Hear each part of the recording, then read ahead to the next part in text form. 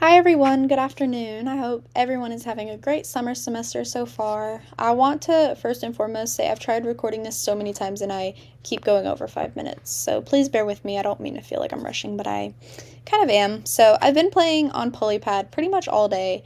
And in the probability and data section, you see this die option, which I actually think it should say dice, right? Because dice is singular, and that's just one. Okay, anyways, but so I'm gonna place a dice on my workbook, and to roll it, you can hit this roll button, or you can click it, and so that's just gonna roll however many times you would like. I guess it's dinner time, but I'm not gonna be able to go eat dinner right now. So I can place this die right here, this dice, whatever, and I'm gonna copy it a couple times, actually many times.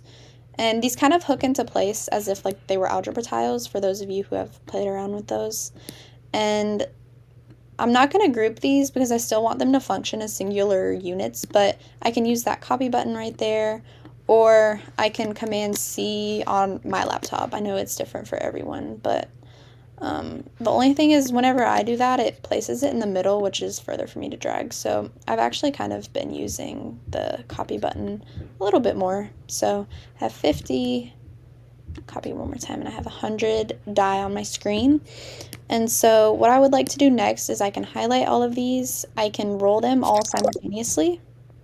And now I have a bunch of different sided die. Obviously, they're all out of 6, but one thing you could do with students kind of to introduce probability is like, oh, how many four-sided die do you think there are? How many two-sided die do you think there are?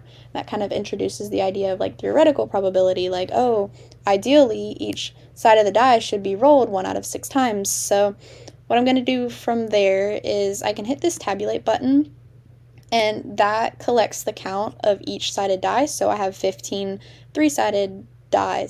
Am I wording that probably? I have 16 five-sided die.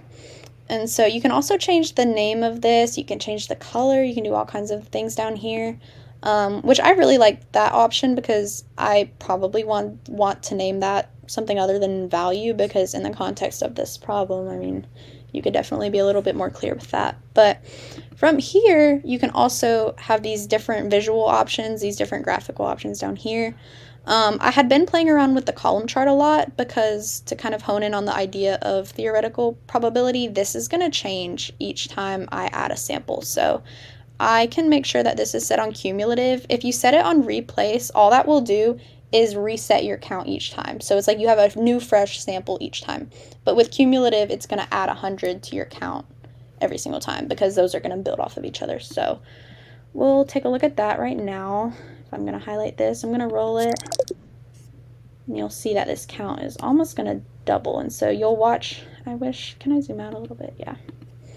Kind of just watching that graph on the far right change and just seeing how those bars level out over time to where the probability of rolling each one is about the same. So I really like that idea, presenting this in this way to students to help them kind of grasp that idea. Obviously, it's not wanting to fizzle out right as I'm sitting here, but obviously over time, those bars will end up being approximately the same.